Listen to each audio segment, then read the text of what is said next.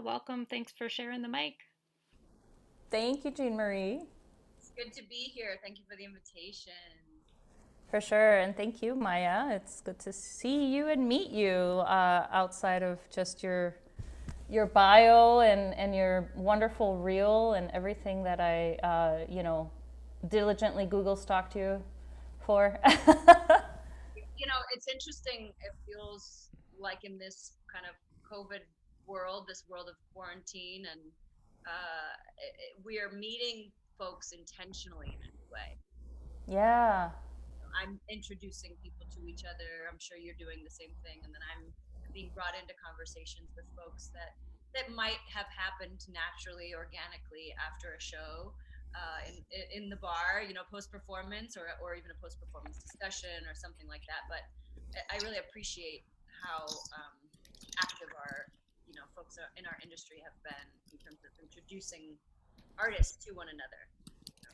Yeah, I found it's really cool because before the pandemic hit, I was doing this series called Cafecitos. I'm a visiting professor of practice right now at the University of Texas at El Paso, but I was based out of New York. I'm a playwright and director for the most part. But I was doing that kind of thing of like, hey, you know what? I'm going to call this friend of mine who's a director so that he can have cafecito with us, and let's cram as many students as we can in a little tiny office. Boom, and then the pandemic hit, and then this was our reality. And I was like, can it still have the same effect? And it does. It absolutely does. So like I told you over the phone, I met Maya briefly on the phone. I said, this is like a cafecito, except I'm actually having white wine. Right on. Welcome everyone to our cafecito moment. I'm having actually tea because if I try to drink coffee at this hour, I won't sleep well. So salud. Salud, salud. Thank you, everybody. Hi, Cato. It's good to see you. I mean, to see your name. So you were telling me that just now that you're a director, you're a writer, you're a visiting professor. Give me a bit of the scoop on sort of your life purpose and your career. The life purpose, heavy, Maya. Yeah, I'm a playwright by trade, by degree or whatever you want to call it. But I figured out early on that a lot of the writing that I look forward to doing, a lot of the rewriting that I look forward to doing happens in rehearsal and happens really through directing. I'm not alone. Obviously, Maria Elena Fornes is a beacon of that sort of practice. There's many more, but I identify with her as a queer Latina as well. And so I kind of stumbled into directing by directing my own work, which I just called my rewriting process, and discovering the non-hierarchical sort of decolonized version of directing through that, right? And being humble as the writer who is constantly growing through the experience that the actors were going through, and sort of so that's how I came upon directing. And then I'm from the border region. I'm from El Paso Juarez region, Juarez. And so my grandma's here. She has Alzheimer's. I was looking and sending out light to the universe to say, hey, whatever you can do to get me back in the area without me sacrificing my career in some way.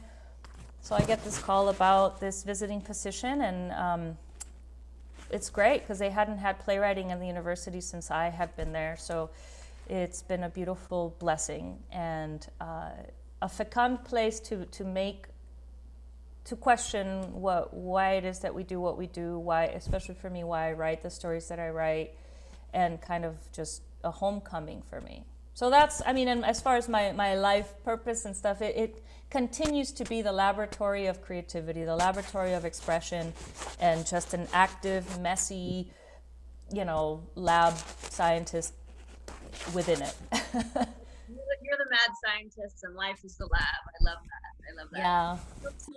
I love also what you said about kind of coming into directing because it's an opportunity to dive into writing. that the actual rehearsal and maybe production process even is actually just clarifying what the story is. And I appreciate that. Um, my work as a director and as a maker, I always refer to sort of myself as a maker because I'm a creative spirit and I channel my creativity in so many different directions. And I think the world always requires that we try to define ourselves as things. Um, so if I were to choose one thing, I would say I'm a maker. Uh, uh, I when I first started building an organization, a sort of a company in New York, it was based on that creative process. It was based on like how can we decenter the production? How can we decenter the product and center Right. the process? And so I was really interested also in like tech is my favorite part of any theatrical process because Yes. all the designers in the room and you've got everybody's charged to solve a bunch of new problems, and that's where you make all these discoveries. Yeah. I always find like tech, because it's so rushed and so kind of highly charged to get to production, we miss a lot of those findings. And I always wish that the script didn't have to be um, uh, what do they call it when they're like no more rewrites, yeah. So, Yeah, yeah, se acabaron. You cut them. It's like, but that's where you could actually really discover what you couldn't see in the rehearsal room, right? Or when you get yeah. an audience in front of you. Like I love working with playwrights um, that want to keep sculpting, you know. And so anyway, I'm really curious about that decentering product and centering the process, and how that has informed your work, you know. Well, I love that you bring this up because I feel that there is such a, maybe I'm wrong, but I feel like there's such a parallel to kind of what that experience is as a writer director as it is for you to be choreographer, director, because here you are dealing with expression in a nonverbal way, right? You're dealing with sort of communicating the text, right? I think in an embodied practice, in an embodied way. And to me, a similar process happens once we go from the page to the stage, right? The writing happened on the page, so what needs to happen on the stage is the embodiment of that practice. And there's no way that I could have figured that out sitting on a computer Right.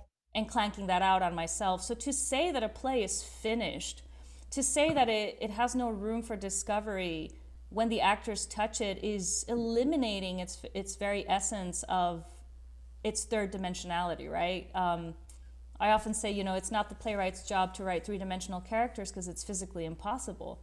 The third dimension comes through embodiment. And so to me, the directing writer marriage comes in that when I'm able to direct, I'm able to have the bodies. I'm able to see my words embodied before I let them go and run wild into the free in the hands of other creators, which is Yeah. obviously what I want for them.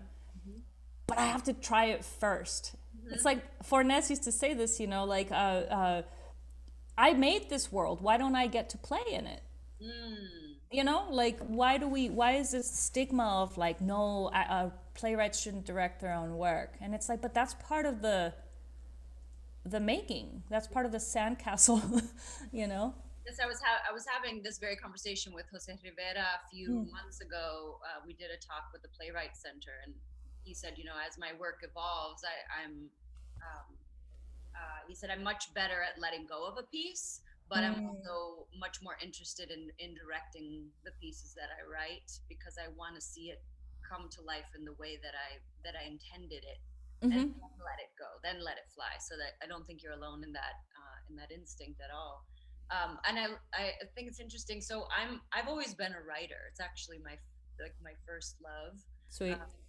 And so it's funny because when you train as a theater maker, you're trained in text. You're trained with focus on the words. Right. When you're trained as a dancer, you're trained to sort of not speak at all. And then when you're trained as a musician, you're sort of trained also in the theater world, at least, like in opera or in traditional musical theater, the musicians hide. Yeah. They're like disembodied, right? Yeah.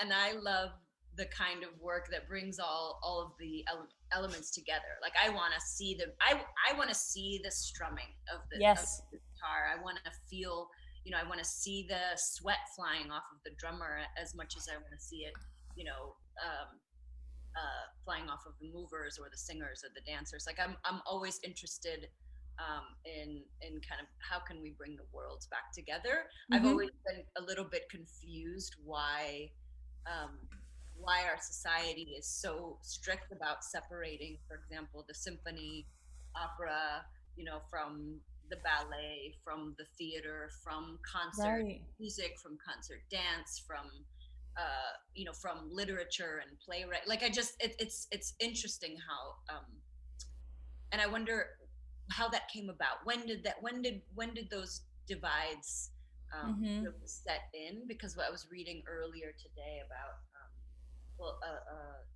I'm reading Greek plays, and I'm reading about Sophocles and Euripides, and I'm learning about how there was this. I mean, theater grew out of the public forum, right? Right.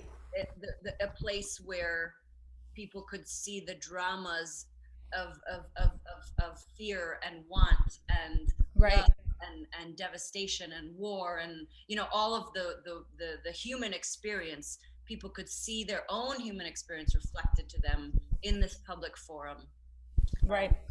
And there's this necessary catharsis, own experience reflected, and I wonder when did that separation happen? Because in the Greek theater, you know, there was the chorus and there was music, like all of those elements were there. Especially design and architecture was a really important part. So. Anyway. But you know what, Maija? Though it's so funny because we were just for everybody who's joining us, we were just having this conversation, and so I'm going to try to combine them because I think there's a point here that is worth unpacking. Of Maija was saying right before we jumped on this call that I wonder what the world is going to look like, especially for artists and especially for theater. You know, once we don't have to be on this screen, and once we have basically different we go perhaps not fully back, but at least partly back to our aesthetic.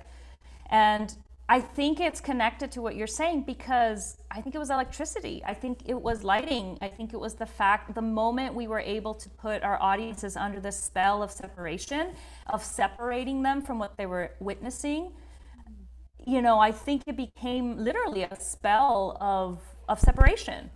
And as much as lighting, please, I love lighting designers, so don't get me wrong. I mean, as much as lighting has done so much for us, I think when it comes to audience and sort of that connection, it's removed it from the public forum sphere and put it more in the, I am witnessing something and I am disconnected from it or connected to it depending on how much I want to be, which is what's kind of happening in this forum right now again. So it's a different level of potential disconnection, right? Because people can have their cameras off, people can be muted, and we basically are just speaking to the void, but we know there's people there, which is probably how actors felt when the lights first went down, right? They're like, I can't fucking see anything. Yeah, that I always marveled when I traveled around the world with Bill T. Jones, Arnie Zane company for years, that I would look out, you know, in Germany, I would look out in Italy, I would look out in anywhere we were, and it was like I so longed to see people, and it wasn't until the lights come up at the end and we'd take our bow, and I would just live for that moment where I could see the audience, and they, you know, we could like meet eye to eye, or being able to talk to people afterwards, and I long for that. I was just reading Cato's comment that about a hypothesis that the theater in Athens was constructed as a look, is it into the underworld? Yeah. Viewing the heroes reenacting, embodying their very important days over and over. Yes. Well, this is, and Cato, I mean, not very dissimilar to, this is perfect how it's kind of teasing out something that we wanted to talk about which was eco consciousness or eco warriors, whatever you want to put after that. I love your phrase, ecospheric consciousness. The ecospheric consciousness. I wish it was mine. It's Una Chanduri. She's a beautiful, wonderful, brilliant professor at NYU, theorist and more. And we did a workshop together for the Hemispheric Institute 2 years ago, where we led a workshop called Becoming Porous. And it was just really about, I mean, in Una's beautiful mastermind, it's really about adding a climate forward or climate conscious, eco-conscious aspect to everything that we do as artists. For me, also Becoming Porous is inherently, again, decolonized because it's porous, it's not whole. And we have this fascination with wholeness, right? Things have to be whole to be perfect. We have this fascination with perfectionism, which is all white supremacy tools, which we're just talking about that too. But anyway, yeah, I think it's so interesting that this hypothesis of like viewing the reenactments of important days or values over and over. Cato, the reason why I love this so much is because I think you've taken one of my workshops, Cato, where I talk about this, of my fascination of the theater maker as a shepherd of realization through repetition, right?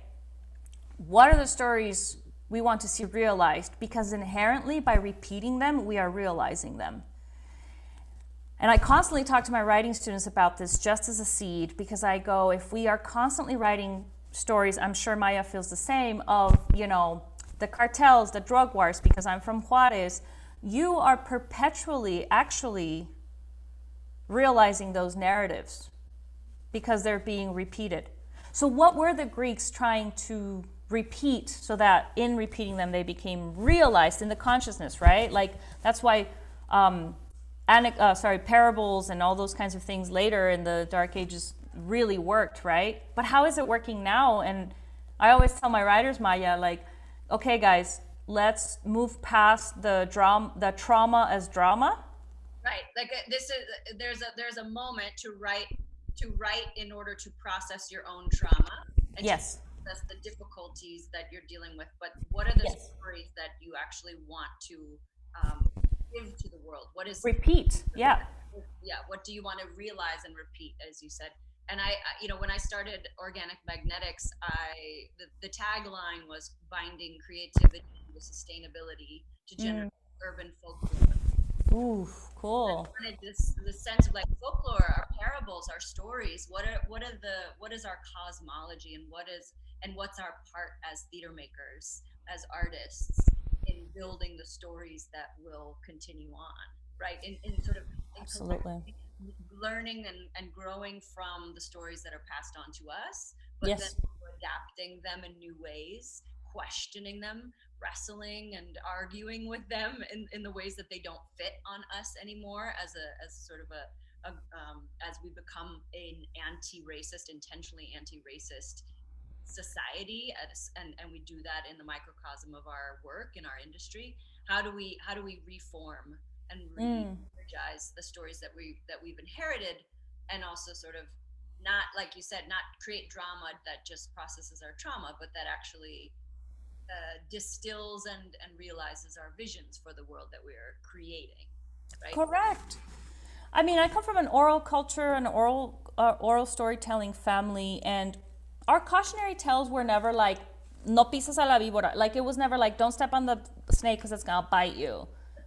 Which is fine, right? It would have worked. It was like this long, pinchy story of like the little girl who disobeys her mother, and you know, blah, and it had all these intricate moments, and it's to me, that element of fantasy and folklore, like you said, is so ancient because it stays with us longer. It hits at those vibrational resonance that are so old, and that in resurrecting ancient knowledge from the people that we have for so long oppressed in this country and conquered over, we need to bring that back in our own way. Of course, we can't be those experiences.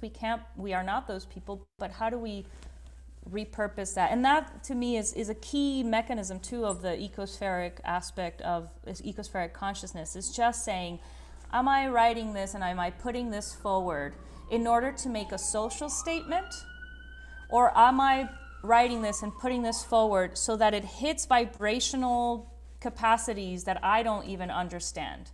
To reset patterns. Right. Sort of to affect people in a way that they can kind of recalibrate with one another. And I want to kind of touch on and hear your thoughts on this, which to me, as we think about, how do we build our theater and build our art with ecological consciousness, and how do we sort of braid this sensibility of awareness of our everyday practices.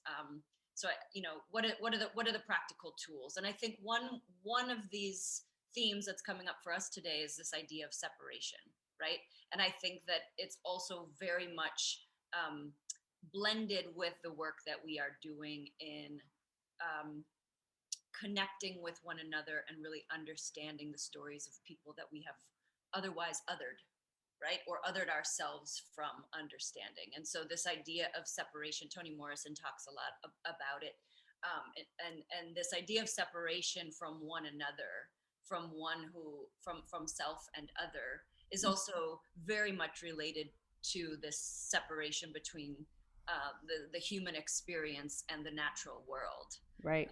And so my question is, when we go into the theater, which is artifice, right, which is a created realm, and again, artificial lights, sounds, like we're literally separating ourselves from the natural world. So how do we use this medium to reconnect? It's something I've thought a lot about, and loves being in nature, but then also life in a dark theater. No, for sure, that's our vessel. I mean, I think, gosh, there's two kind of answers, two prongs to that I feel are relevant. When I was in grad school a million years ago, I read a book called The Re-Enchantment of Art by Susie Gablick, and it's always stayed with me. So there's something there, right? And specifically, there was an aspect about creating, this was specifically about visual art and like performance art, right? And creating art that was also giving back in some way. And there was a sculpture artist who created these pieces in the Rockies or somewhere that were beautiful and awesome and decorative and all this stuff, but also when it rained, it actually captured water for the creatures that had been dispossessed because of fires, right? So it was these water wells, these like man-made, but through natural elements, because they carved it into stone. Like reparations, right? It's like reparations for the waterways, the watersheds that have been destroyed. Right. Reparations for the animals and the species that we've taken land from. Right. And again, this is totally visual art, but to me, that's like, what a wonderful art piece, right? I was also a resident at the Djerassi Residency in Northern California, which is an amazing residency. And there's a living sculpture garden, basically, that is all of these artists giving something to nature that can disintegrate, that is impermanent, that is incomplete, that can just go away. And so it depends on what time of the year you're there. You might see sculptures that have completely disintegrated. There's no fixing them. There's no making them better. There's no beautifying them. They just age naturally. And so there's something there to me that we can invite to the theater, that it doesn't mean, no, let's be outside. But like, why don't we make our sets, out of things that we can then, out of recycled materials, or that we can put out into nature and create these sculptures of water wells for the fires? Why can't we create costumes that we can that are warm and that we can donate to homeless shelters? Like, why can't the theater act a la biomimicry, where it's always pushing itself to survive by adapting survival mechanisms as seen in nature? Yeah, we have to think about the second, third, and the afterlife of the stuff we create, and we have to do that at home. When we choose not to buy plastic, when I choose to not wrap my vegetables in plastic and I bring my own, but when we Yeah. make choices in our lives, how do we make those same choices as a field? And I think, Yeah. I hope, um, because we've had this time of pause, right, where we all get to ask big questions. What am I doing? Why am I doing it? What are we doing? Why are we doing it? Why this way? What's another way? We have this time, Mm-hmm. that I hope when we return, we will reconsider the waste and reconsider, the possibility to, beyond what we make in the moment.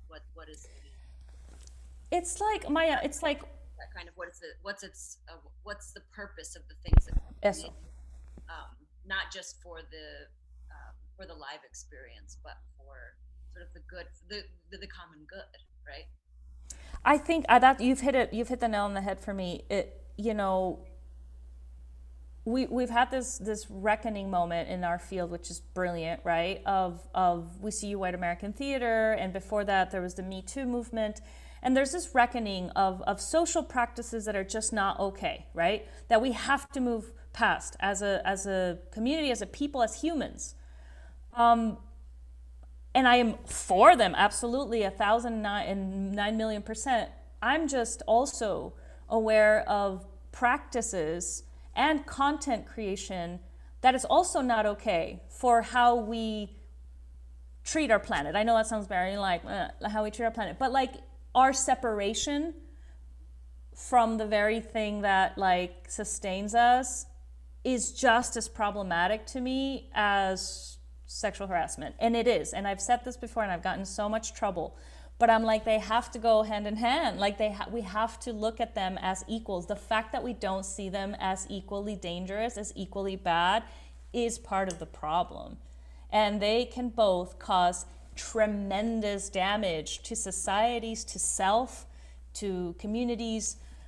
They are, they deserve the attention. And so, yeah, for me, it's like not only in the practices and what we do and that kind of ecospheric consciousness, but also in the content creation, right? How do we put stories forward that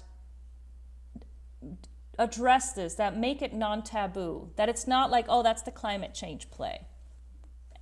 It's like, no, that's just the drama. That's just the play. And it's the nature of our process, right? Could it be the nature of our process, even if it weren't the focus of the content, the focus of our play? Exactly. Nature of the way that we make the work. It makes me think about,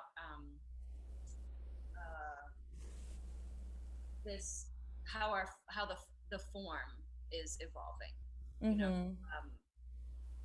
I work at the Guthrie Theater. I'm the director of professional training now at the Guthrie. I left New York City about 2.5 years ago now, and I was in Harlem for 15 years. So it was a big change to Wow. move to Minnesota, and I mean, it's been a real culture shock, especially in a global pandemic. I mean, the level of isolation. I was already, feeling like I was leaving my tribes behind. I think this moving to another place, and but I've been astounded at how, I mean, this is a beautiful city. The lakes, the fresh water. I see eagles flying overhead when I take my dog down to the river. It's like it's another. It's just a whole nother level of like it really interacting with the land, and so I appreciate that. But I work at the Guthrie, which is a big, huge institution, where people come to the Guthrie to see plays, and it has a real strong legacy in Minnesota as the place to see sort of the epic plays, the big classical plays, and new plays as well, but mostly the classics. And I think that in one way is a public forum, but it's been exclusive. It's been really accessible. I mean, our theater does a lot to make it more accessible. We bring students in, we make tickets affordable. However, those that see themselves in this place, those that think that their stories might be reflected on that stage, or even are in the practice of going to theater in the first place it's a very small percentage of population that is predominantly white. It does not include the diversity that's reflected in the city. Like when I go to the Guthrie, I see some people that live in Minnesota. When I go to the Salvation Army, it's a completely different, group of people, mostly immigrant populations. And so what do we mean when we say that this is a public institution? Like, what do we mean, and how do we fulfill that? How do we fulfill that purpose? And when we think about it as like a public forum, like, is there a way to explode outside the theater? And when we think about multimedia, are we just thinking about the mediums that are poured into this place, or are we thinking about different ways of experiencing the work? Right. So there might be a live performance. It might also now need to be filmed for access, for global access, for people that don't feel safe enough to go to the theater. It may also need more engagement that comes out of the building, that goes into the community. Like, when I think about how we might shift based on what we've learned in this moment, accessibility means sharing beyond your locality. Yeah. And community means you actually have to leave your theater and go out into the community. You can't expect them to come to you. So I think about these things, and I wonder if you have thoughts about, theories or ideas about how our field will evolve. Oh my God, our field, that's why I was so impressed and loved the conversation that I saw with Stephanie Ibarra at Baltimore. I'm not connected to a major institution. I haven't been for a while. I mean, outside of academia, I have connections with INTAR, obviously in New York, and Milagro in Portland. And, interestingly, Milagro, I think, is one of the ones that to me holds the most sustainable model of where I think we should be going in the field of commissioning new works, sticking to a vision and a mission, because they are staunchly, Latino theater making company. But also really now thinking exactly about this, about how do you bring it out to the community, right? How do you make it part festival, part kermesse, part show, part concert, part web series, part podcast, and really like putting it everywhere, not because it's like we need to be everywhere, but because we're investigating, right? It's the laboratory, it's the active laboratory. I think the danger in some of the and I love the Guthrie, and of course I'm not speaking solely about one institution, but the danger that, or what large institutions are starting to realize, is that this model of like, this is art and it has to be done this way, and we need a 10 out of 12 tech, and these are the practices that like make you a good artist. I think we're coming to realize that that is not true. And the pandemic has taught us that. And so when you say, what, like, can you theorize on where it's going? I mean, we're just dealing with the breakup right now, right? The theater field is like still in shock. It's just been dumped, and it's like, still sort of in this phase of denial. The healing is gonna come from certain institutions who really do want to do the healing and the part that sucks, right? The actual work. Things and failing and trying. Right. Like the hard part. The hard part, because right now, Maija, like, it's so easy, and I say easy, it's not, but it's a lot easy to push an agenda and say, here is our demands as white we see you white American, or here is our thoughts on eco-conscious practices in design, and we can set out a shit ton of agendas and stuff like that, and people will say, yes, cool, this is awesome, we love it, but until we apply it. Right, until it is practiced, until it is a shared and common practice. Right. It's just words. It's just a mission statement, or. And that's what's happening right now in the pandemic, is that we're getting a lot of ideas, we're putting a lot of stuff forward, but we haven't hit the ground, literally, because we haven't had the spaces. So the discovery is really going to be, are we ready to walk the walk? Or to the question that Jessica put in the chat, looks like maybe she goes by Jess. Are there examples of recorded media that you think are successful at changing the vibrations? Recorded media. Yeah, such a good question. I for one, I've been thinking for many, many years about this kind of hybrid theater where, like, I've been thinking for a long time about interactivity. I've always wanted the audience, like I said, I missed that connection with the audience, and I always wanted the audience to be in some way flowing through the work, flowing with us and moving with us, and not static. And I was always curious about, like, okay, well, in a museum, the art is static, but the people move through. And in a theater, the people are static, but the art is dynamic. Is there a way to activate everyone so that the people who are coming aren't just consuming, they're also active participants in their and what they do or what they choose matters, right?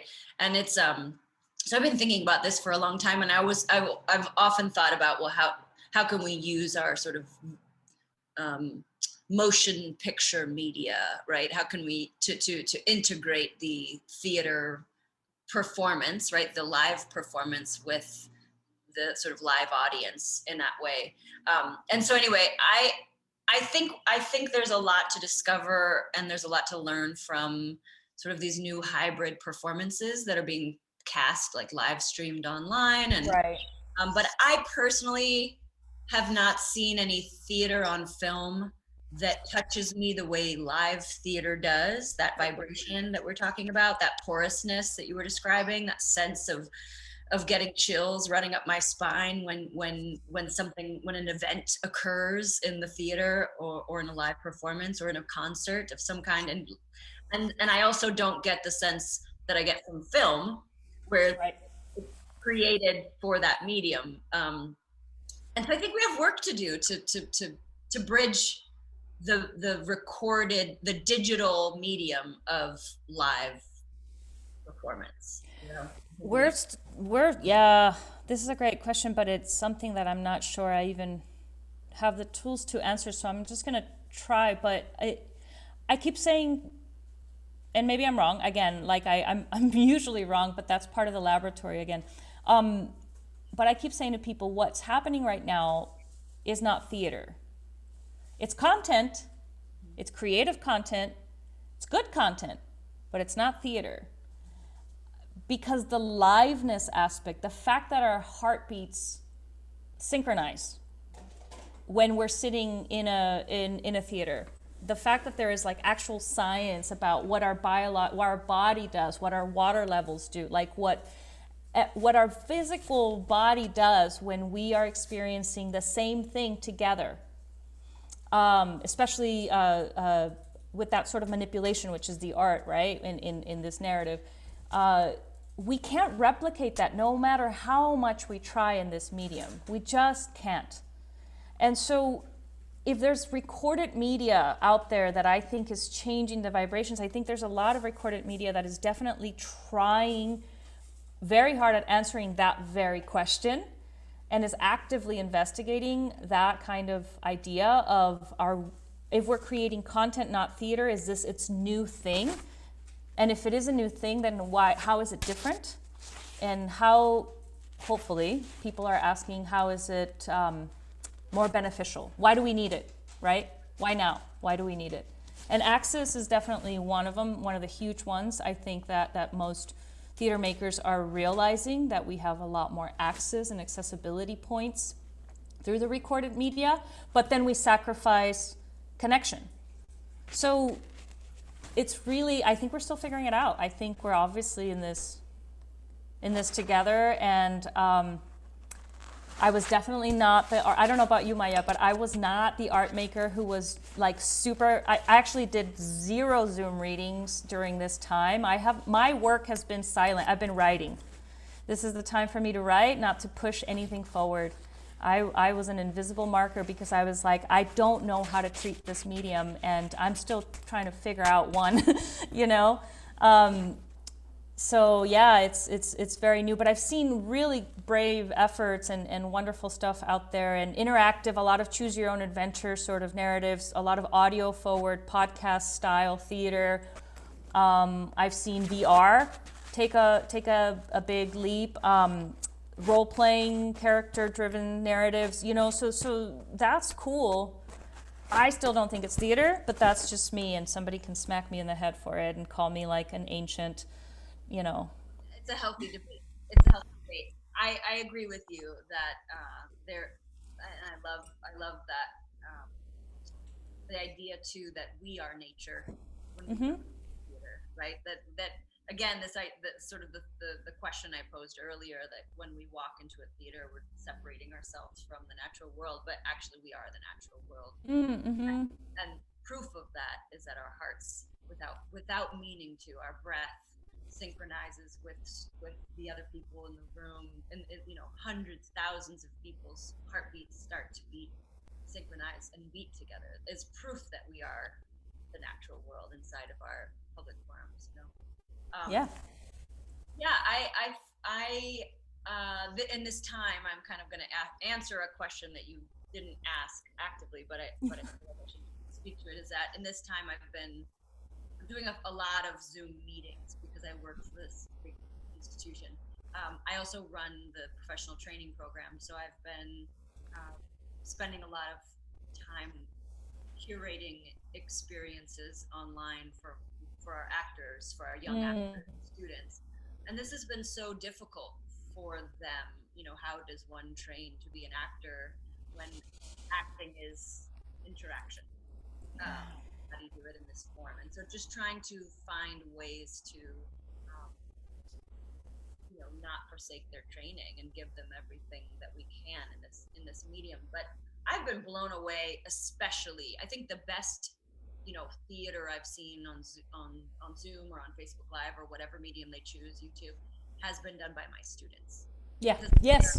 They are the innovators of this medium. They're going to do it way better than we could because they've grown up with these. You know, this is not a new thing. You know, I grew up with, you know, with telephones that had the curly wires and answering machines, and then we had pagers, and then, you know, there was a time before cell phones for our generation. So we understand what this, we understand the power of this technology, right? But they understand the function in a way that we are still catching up on, you know.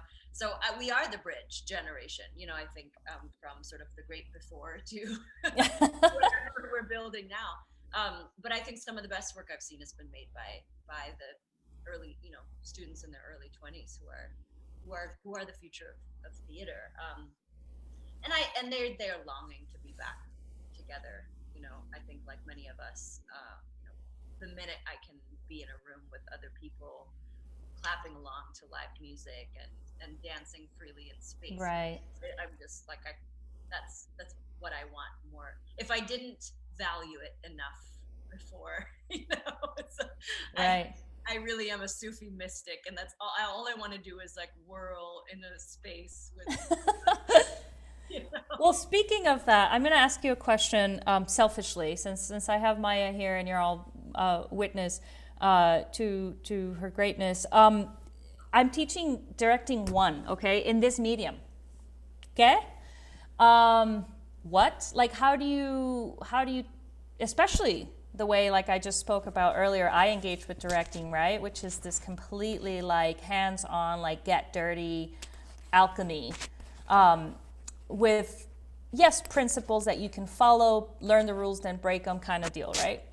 So a lot of what I've been doing in my directing classes, is coming to them with this idea of like, what is that first instinct that like falls in your head like a seed, and you go, oh, I wish somebody would make this, or I wish I made this. So I'm starting with concept, right? I'm like driving them to really hone in on like concept and vision, and being like, really spend time with why you want to do something, because that to me is the principle of directing, right? Like, it's like you have to move in that arena. So my question to you is, if you were teaching this class, and I have a series of different assignments and stuff like that. One of them is for them to direct a music video, because I think it's very important for them to direct something that is not text-based, even though it is. What assignment would you give them as far like that you would say this is a directing principle that perhaps we've forgotten, but that can translate to us now? I know it's like a tricky question, but you know,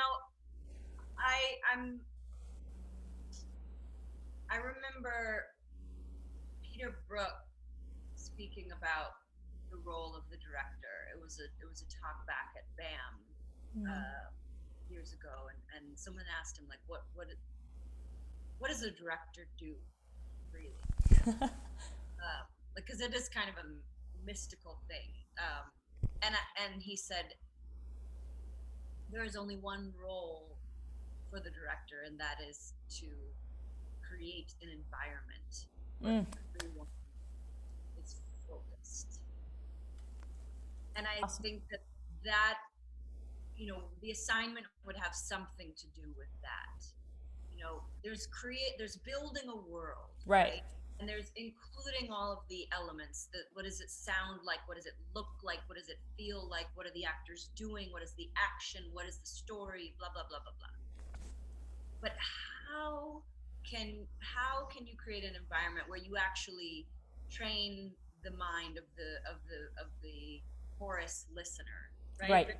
The viewer, and I say chorus listener before viewer because we think so much about our eyes when we think of audience, but audience is this. Audience is what you're hearing. So how do you train the mind to focus on what you want them to focus on in each moment? Like yes. That's the exercise, right? Not just to get all of your actors to focus and all of your team to focus, but your audience to focus and to keep that. He always talks about the tightrope, right? To keep it taut. Yeah. So that there's that clean line of focus, like so that you can walk through a story, and it has to do this, it has to be dynamic, but that very clean focus, and that's hard to do. That's really cool. Thank you. Yeah, that's great, because I frame it a little bit, I mean, in a similar way, but I created it all about, you know, you have to create an environment where where everybody's on the same page, but not because you said so, but because they feel that their innate creativity is a key aspect of the making, right? And that's our job. As directors, we have to create the space where every person in the room, because that's what creates the focus for the audience. If we go, you have to believe that you're absolutely integral to this, you know, moment, to this creation, that every gesture, that every moment, that every breath you take is part of this journey that we're creating for our audience. It's been a little hard in this medium, in Zoom, because when they don't want to, they have their cameras off. So, you know, and we can't demand them to have their cameras on. So, you know, and even, but it's so funny, Maija, because in me teaching directing in this medium, I'm exercising the exact element that you just talked about. I'm constantly trying to create an environment where we are focused. Yeah. It's like when you're it's devotional, right? Artists have to in many ways be devotional to the work, because if you don't give it your full attention, it's not going to sort of realize in the way that you envisioned it. And so what you're asking your students to do is to envision it before they start trying to realize it. And that's such ecospheric consciousness. That's exactly what it is, because when you envision something, we were talking about this on the phone, how because of somebody, I was talking to somebody in LA, and he said, I had never in my life would have imagined LA without smog. I couldn't have it, they said, I couldn't have imagined it, but then I saw it, and now I know it's possible. So the first step of creating big dynamic change, socially, artistically, environmentally, is to imagine it. Yes. That's ecospheric consciousness. It's just imagine it. Imagine the world we deserve. Imagine the society we know we are capable of being. And imagine constantly, actively, and for those of us who are artists, it's our job as directors to make sure that that's the focus of everything we make. And that's... So on that, to that end, I'm going to take this and run with it for sure in my life. I'm so appreciative of this conversation because it really crystallizes something I've been working on. Yeah, I think there's some weird sound. Kato's forest of listeners. Yes, the forest of listeners. I think she was saying chorus, right? Or yes. Forest of listeners. I don't know what I said. What did I say? watch the recording. Well, I was thinking for your assignment too. Could each of them? So this is a directing class, right? Mm-hmm. Could they walk you? Maybe even have everybody else close their eyes and talk you through the performance that they would make. Like describe in such acute detail. Mm-hmm. The journey that they as a director are going to take you on. Yes, that's brilliant. And describe it so that people just by like have everybody lay on the floor, listen, and let each director describe the experience in such a way so people could be there. If any of my students are out there listening, this is going to happen. It's going to be called the Maija Garcia exercise, and you better do it. The Maija Garcia experience. No, but it's true. Hi, Adelita. Thank you for being here. Maija, pero I learned this at Stella. I went to school at Stella Adler for a summer to be an actor, and Betsy Parrish was teaching at the time. I think she's still teaching there. One of the biggest exercises that I've always walked away with from that time was we had to walk our audience through our favorite place from childhood. Without it being present. So it was very like, it's an exercise in imagination. It's all about the what if. I hadn't thought about it as an active way for directors to also, it's so interesting. As writers are always telling us to pitch our idea. We're so trained to be able to talk about our work. Right. And very seldom do we actually ask directors to do the same with their tools, which is the world creation and the imagination. Wow. I am so grateful for this conversation too. Yeah, me too. So Jean Marie wants us to talk about the organizations that we've selected. Yes. To inspire folks to donate. I'll just start by saying, and I think Charles Thompson is on this call, and I deeply admire. So Charles Thompson started an organization called Sound Business Inc. And I was the artistic director of the performing arts program at A. Philip Randolph High School in Harlem, where Sound Business is housed. And we and it's an incredible organization that essentially binds the college prep process for high school students in Harlem and also in other places. And it really is an exemplary model program. It connects the college prep with the performing arts so that students are inspired by the ensembles that they're working with to create through music, through dance, through theater and the performing arts. Some of the students are into the tech realm, and we've tried to strengthen that part of the program so that students are learning lighting and sound and projection and stage management and all of that. So the students are really inspired because they're working together to create something larger than, bigger than themselves, and they're getting the college prep, the test preparation and college essays, etc., and getting them ready to think about their lives beyond, thinking about their lives inside of a higher institution and then also beyond. So it's a really beautiful, beautiful organization that does such incredible work, and he's changed the lives. Transformed the lives of thousands of students over time. So Sound Business, the link is on the website, and you can please donate anything that you can to Sound Business. Yes, absolutely. And also, this is for all of us in general. Sometimes when I'm like, I don't have money, to donate or whatever, share it, disseminate. There's other people, be a champion, because this is awesome. And I will definitely share this with everybody I know, Maija. I wanted to support Latinx Playwright Circle because they've been doing such diligent work, even through the pandemic.